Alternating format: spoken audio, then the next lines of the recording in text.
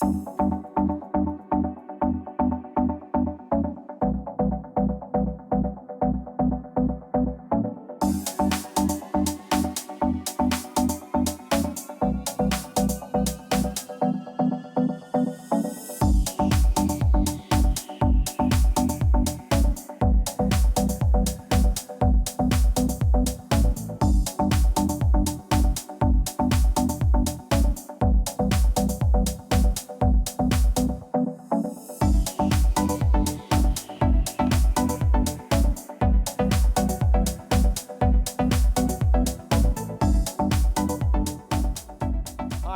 you've joined me today at the prolific Lindholme Lakes and I'm sat on the bonsai. Now I'm going to be doing something a little bit different today, and it stemmed from my early years as a kid when I started fishing, catching fish on the Waggler. You couldn't ask for a more enjoyable way of catching fish than the Waggler. It targets everything. So in this video I'm going to run through the setup that I use, the floats, the shotting patterns, and more importantly the bait choice that I'm going to be using. I want to keep things really simple and hopefully we'll catch a load of fish. So let's get fishing. Let me quickly run through the setup that I'm using. I'm using, I use it for everything basically, the Stradic CI4 4000. Now a lot of you, when it comes to Waggler fishing, might look at a 3000, that's completely up to you. But because this particular model is so light, it balances perfectly with every style of fishing.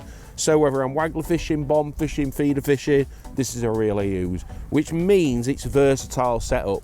Whether I can fish a Waggler at a short distance or a long distance, because of the size of the spool, that allows me to be versatile in the distance where I want to fish. I'm using the 11-foot Speedmaster Commercial AX Waggler rod.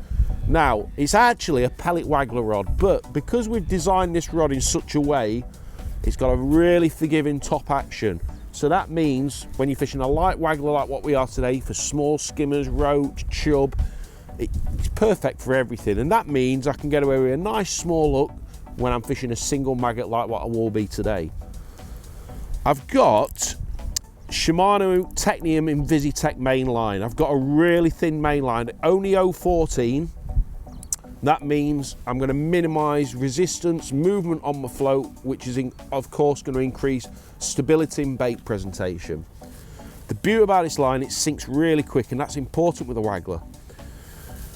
Down the main line, I have got a loaded Waggler and just trimmed off with some stots above it, just to bring it down to the right, sticking out of the water correctly.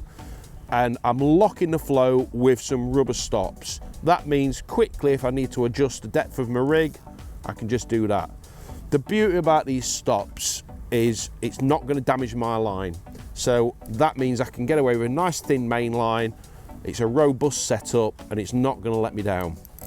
Further down, I've just got 3 droppers, but it's quite interesting this bit. I've got 2 number 10s, but then I've got a very, very small size 14 swivel where I connect my hook length to, and that's really important when you're fishing baits such as the maggot. When I'm retrieving my Waggler back all the time, hopefully we're catching lots of fish, getting lots of bites, it completely cancels out any spin from a hook length, and that's really important. So everything's laying in a straight line as it's falling through the water. So a mini swivel when you're Waggler fishing really does help you, without a doubt.